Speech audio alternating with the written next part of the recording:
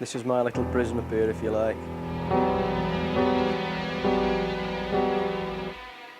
I'd like to see the back of this machine. It's been the machine that keeps me alive, if you like. It's my lifesaver in the loft.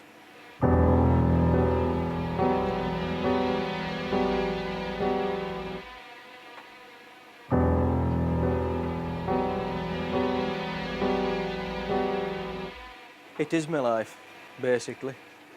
Maybe celebrate the day that it goes. Could the father Mark hasn't seen for 3 decades free him from his burden and keep him alive? Mark Woodhouse suffered kidney failure in 1999. Ill health meant he had to give up his job as a welder, but he had a reason to keep going: his 5-year-old daughter, Holly. Having Holly makes it a lot easier. Obviously, she's the shining light, if you like. I suppose she's the reason that both me and Jane keep going. She's the one thing that we're looking to the future for, if you like, Holly. It's very distressing to see him go through the illness that he's gone through and to watch his health deteriorate, which it has done over the last 3 to 4 years. He's always been a very, very fit person, and to see his health deteriorate at the rate that it has done is quite It's quite, upsetting and stressing and alarming. Oh, it's still floating, I think. Look, can you see it? Yeah, it's underwater though, isn't it? Family's always been very important to me, but there's always been something I've felt's been missing in my life. See that little black one over there? Dad left me and my brother Steve and split up with my mum when I was still a small child. It's always been something that's played on my mind, and I've always wondered what he's like, what he's doing, where he's doing it, really whether he was still alive. It's been difficult seeing my friends all with dads around, if you like. My mum's had to do a mum and dad's job all through the years of growing up, and that's just been the way it is. She's doing an absolutely fantastic job, but it's just been the fact that there's never been a dad there for us.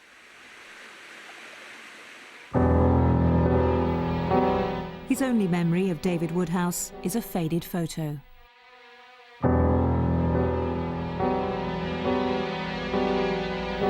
After more than 30 years spent wondering about the father he'd never known, Mark began his search. I've spoke to Jane about it in the past and talked about getting in touch with him, but never in great detail. And when I started getting ill, and also when Holly came, I've got my own family now, you know. Holly's going to want questions answering as she grows up. And I just felt that now was the time to do that. I'm not getting any better, and I never will get any better. It's a steady progression with my health, slipping away, if you like. And I just felt that now was the time that I needed to put things in order. I needed to answer the questions that I'd been asking for so long. The search extended to the other side of the world. Good morning, Salvation Army, Sent Family Tracing, Mary speaking. Mark knew through his family that his father had gone to live in Australia. He contacted the Salvation Army for help to track him down. Last year, they found him.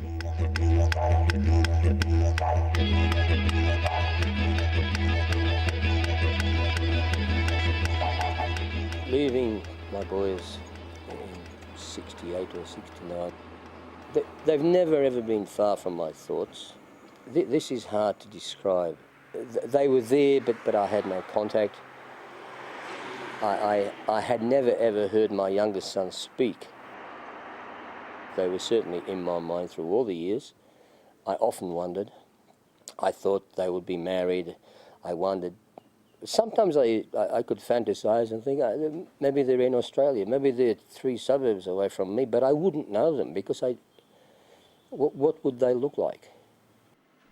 The Salvation Army's letter to David Woodhouse didn't say who wanted to make contact or why. When I opened the letter, for some reason I had a feeling it was the boys. She asked me if I wanted them to mediate for me between my sons in England and myself in Australia. I said, no. If you have his phone number, can I have it? quite a weird experience. I've been trying to contact my father for quite a while, and then out of the blue one Monday morning, Jane came up and got me out of bed very early and said, "You better get up quick, your father's on the phone," which, as you can appreciate, after 34 years is quite an experience. Things got a little bit misty, a bit teary. I had so many questions, Mark had so many questions and things to tell me and so on. I think we spoke for about 2 hours. I discovered I had a granddaughter, Holly, whom I had no inkling about. Floods of emotions, everything really. You sort of can't put it into words. It's just an amazing experience. But Mark didn't mention his failing health or the fact that 3 times a week he has to be connected up to a machine that does the job his kidneys should do. When David found out about his son's kidney failure, he offered himself as a donor. I just picked up the phone again and I rang Mark and I said, "What about I give you one of mine?" And there was complete silence. I presume he was utterly gobsmacked about somebody just saying, "I'll give you a kidney." Initially to be talking to my father after 34 years and then for him to come up with an offer like the offer he came up with was absolutely unbelievable. Life in suburban Australia is far removed from the one David remembers living in a red brick terrace in Barnsley. Among his regrets, he blames himself for the breakup of his family in Yorkshire. But now he wants his sons Mark and Steve back in his life. I didn't handle it really well. On the surface, people might have thought I did because I ran around, I chased women, I drank, I appeared to have a good time. It wasn't a good time, really. I missed my boys. And to be honest, I missed my ex-wife at the time too. It wasn't a good breakup. It was my fault. I caused it. I paid. Maybe I can patch up some of the hurt. I've hurt them. I've hurt myself. I don't know. Time will tell. I hope they can accept me as a father. I haven't been a good one. I don't profess to have been a good one. But at least I can try and make up a little bit of ground with them both now. He began his new life back in the late 60s as he took a boat trip to Australia and cut all ties with his homeland. For David, there was no going back, even though life wasn't easy to start with. To be in a country the size of Australia and not know a living soul, not even know where you're going, it's frightening. I was homesick. I was conscious of my Yorkshire accent, which was very strong. David thought he'd finally found happiness after his failed marriage in Yorkshire. He met his second wife, Denise, in Sydney, and they started a family together.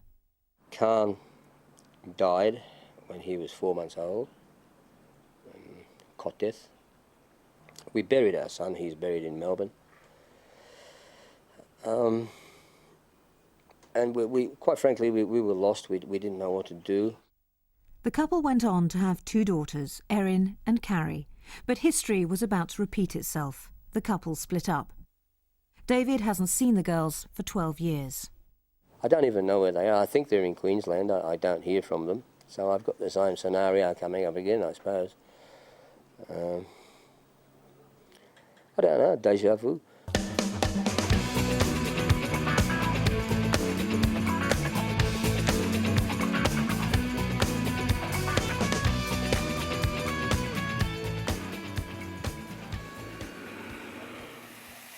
I now live with my wife in a suburb called Erskine Park, which is about 40 kilometres out of Sydney. Yeah. I have a good life with Dave. I have the best life. We do things together. We talk, we enjoy music together. We just enjoy being together. We don't have to be doing anything, and we don't have to be out holiday and things like that, as long as we're together. I've been with Dave, 14 years. I've been married 3 times, but he's my number one. He's my mate, he's my friend. He's always been there for me. As my sons might say, they've had lots of dads, but, you know, they wouldn't have really had a dad, but they class Dave as their dad.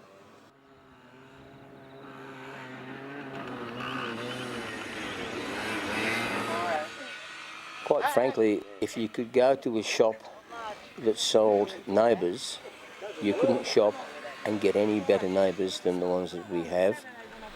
After living half his life in Australia, his hometown is a foreign land. I could not contemplate living in Barnsley or in England anywhere. I wouldn't dream of it. I would prefer to stay where I made my new life in Australia. In Barnsley, his sons Steve and Mark are busy raising money to fly their father over to have medical tests to see if his kidney is compatible. Steve, a singer by trade, is one of the acts. The brothers don't know it yet, but their father's going to be the night's surprise turn. I'll probably get a little bit misty and all that sort of thing, and I'm a little worried, and there's going to be an awful lot of people there. I'm very nervous. I've come a long way for this, and I've been in hiding for a few days. So, just so that they couldn't see me. I don't care who you are, where you're from, what you do, as long as you love me. Who you are, where you're from, don't care what. The coast is clear. David has 2 hours to stay hidden. Feels like a street with me. With the son whose voice he's never heard before singing on stage, David risks spoiling the surprise to watch the show. Mark is pointed out to him in the crowd. I can see him. Right, yeah, right there. Come on, lad, here. Yeah. Camera. Listen at this side view. I can see him. Thanks, mate. After a nervous wait, the grand finale of the show is approaching, and David's on his way to make his entrance. Personally, I'd like to thank my family at this opportunity. My family have been absolutely brilliant. Steve, my mum, my wife, my daughter, everybody's always been 110% behind me, and I'd just like to take this opportunity to say thanks to them all. So give them a round of applause, please. I'd like to thank everybody for coming, and we all know what you're here for. Mark and Steve's mother, Marnie, takes the microphone. I've got somebody who wants to come in and see you. So, can we have him?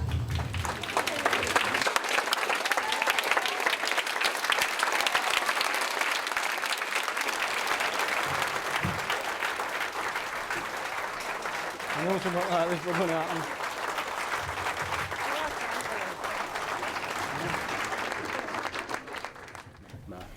How you doing, mate? All right. Finally. I know, mate. But we can do it. I don't think we'll be doing it here. We're going to do it. We're going to do it. I don't care who you are, where you're from, what you do, as long as you love me. Who you are, where you're from. Couldn't believe it. When my mum took the microphone off us, we knew there was something not quite right. And this is the upshot of it. Absolutely brilliant. Brilliant. And when he came halfway down the room, we'd still no idea until the lights hit him.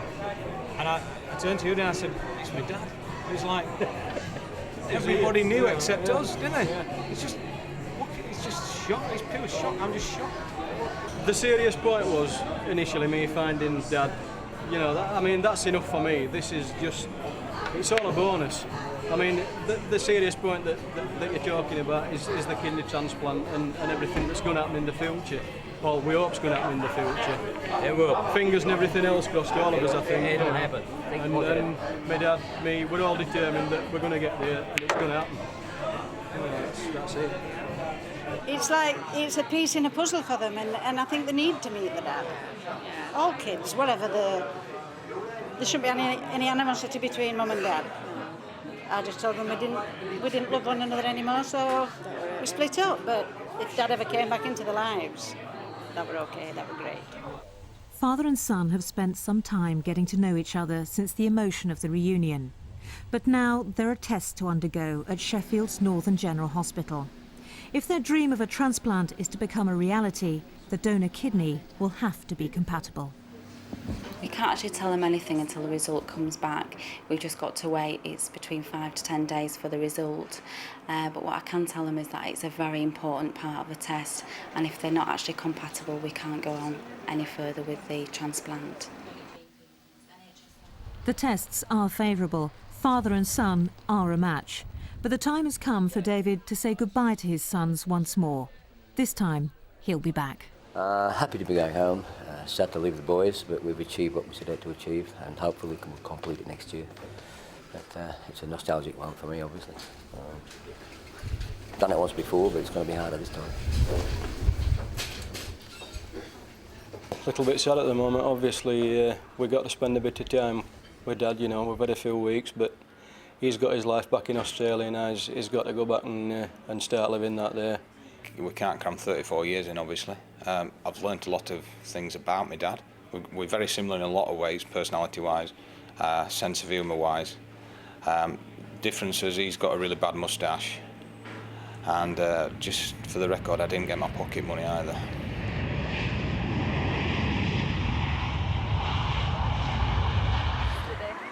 I just caught it. In Barnsley, life continues as normal for Mark, Jane and Holly. But as a Yorkshire winter sets in, so too do the doubts. Mark's hopes have been raised before. His mother had wanted to donate one of her kidneys, but she wasn't a match. Will Mark be disappointed again?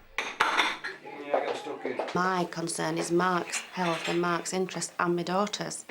So in that respect, from a protective point of view, yes, I had a lot of mixed feelings. And yes, I was concerned that whilst his offer was a wonderful offer, I was just concerned that it might not happen. He hadn't probably thought it through about his own health as well. Obviously, there's a risk to his own health, albeit small. And I was concerned that we were going to be disappointed again, that perhaps the tests weren't going to work out and what have you. Have you not got any more keywords then? I've been quite relaxed so far, but I think we're starting to get a little bit anxious now, a little bit worried. Obviously, it's a major operation for both me and my dad, you know. But hopefully, the outcome and the end result will be a better life for me, and hopefully things are going to go well for both of us, me and my dad, and we'll both recover and be fit and healthy after it, you know.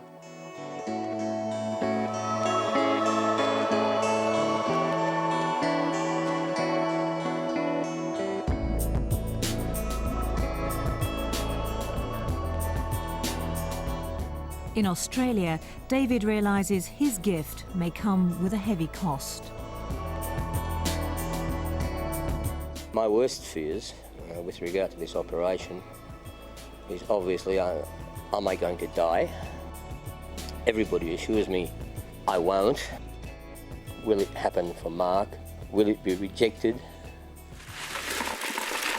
Tonight, though, he's putting those fears to the back of his mind as friends and family gather for a farewell party to wish him luck.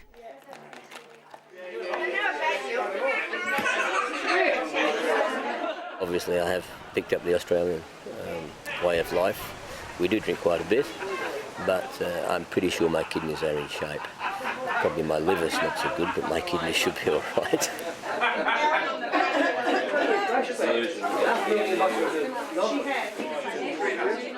When we first met him, it took a while to sort of get used to him. He's real good with his words, but you know, that's Dave, and you know what he's doing. I just hope everything goes great for him, and his son, and everything turns out great, and he comes back and sees us all, and lives with us, you know, for the rest of his life. All this stuff that's happened to someone, the average person couldn't cope, but Dave, he always comes through all his problems with flying colours, and he's an amazing person. I can't wait till he gets back, because I'm 18 when he gets back, so hopefully we're going down the pub together. So that's about all I'm looking forward to when he gets back, going down the pub with him. I know he'll still drink me under the table, but it's worth a try. All right, peoples, Hang on. Jan's son Paul calls a gathering to order. Hey, you're right, mate. Everyone's praying he comes back safe and well. Otherwise, Tui's will lose a bit of profit. I'd like to ask everyone to give Dave a big round of applause now, because when he comes out, he's going to be a champion, which he is now. So everyone just give Dave a big round of applause.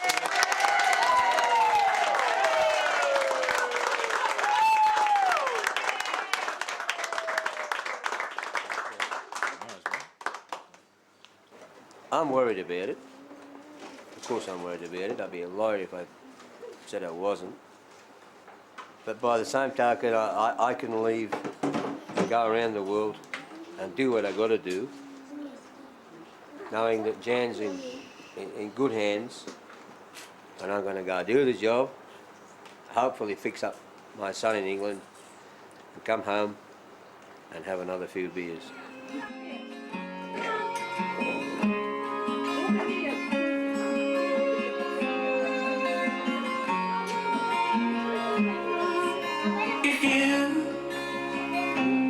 Think of me if you miss me once anywhere, then I will return to you. I will return.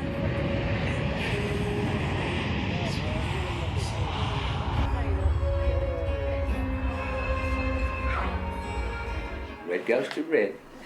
Back in Yorkshire, there are more medical tests.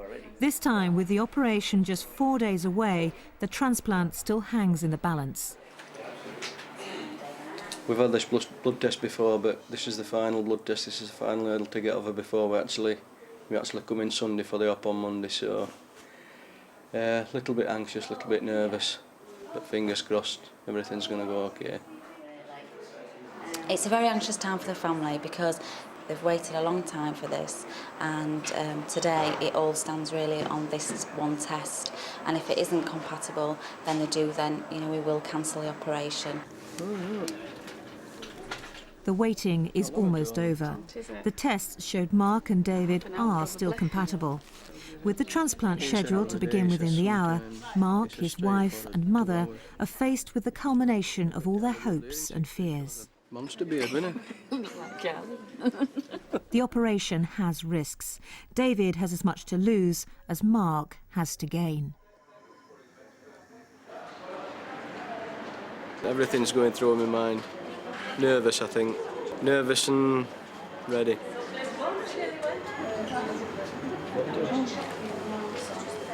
Thought better get a new battery and make it kickstart. The time of the operation has arrived. The father's gift is finally becoming a reality. I'll be waiting for you.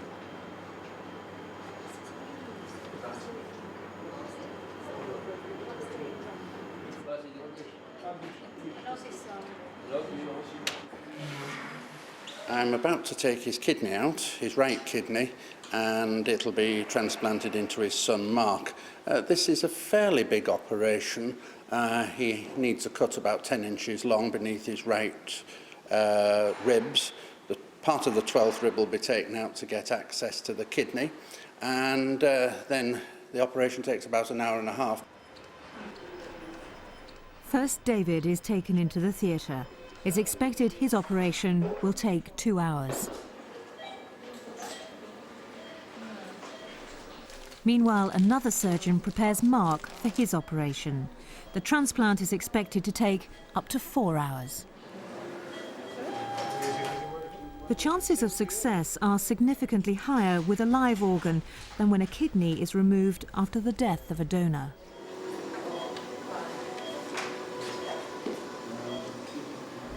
David's kidney is removed. It's taken the short distance to where it will be transplanted into Mark.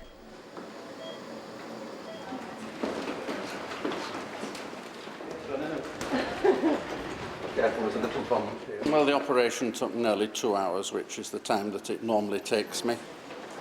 There was a little bit of scarring around the kidney, but he had a severe road traffic accident many years ago, and I imagine there'd been some bruising there, but otherwise the kidney looked very nice and came out very easily. Mark's one of the lucky ones. Nearly 5,000 people across the UK are awaiting kidney transplants.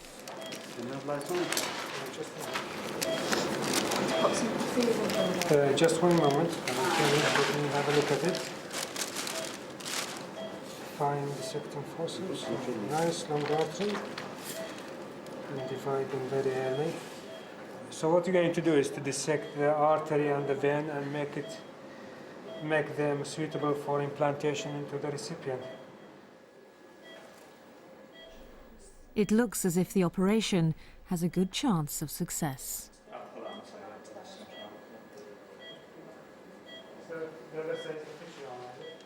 The matching between them has been very good, and repeated cross-match, that's the reaction between the recipient and the donor was negative. I'm very happy. A lot is in stake. There are 2 people undergoing an operation, and it has to go very well so that they get the benefit from donation and the benefit from receiving a gift like that. There is no such thing as 100% success in transplantation, but I would feel that with a match like this, you would be looking at something around 95–96% success, and that's at 1 year. Some are lost from chronic rejection in the passing years, but I would honestly expect there's a 80% chance plus that this will be going strong at 5 and 10 years, I would think. It's now 2 days since the operation. Father and son are recovering better than expected. Something's inbuilt when you're a parent, you do it. It's not anything you think about. You probably think about it after. But I just thought, well, you can't live like that. I really can't explain how much better I feel. I felt good yesterday, the day after the operation, but I feel 100% better again today, and I'm hoping I'm going to feel 100% better again tomorrow. I just feel so, so healthy. It's the gift of life. I feel wonderful.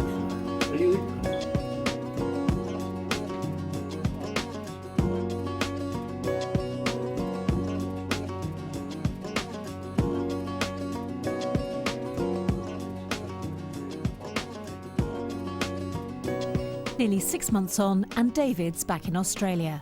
Father and son are doing fine.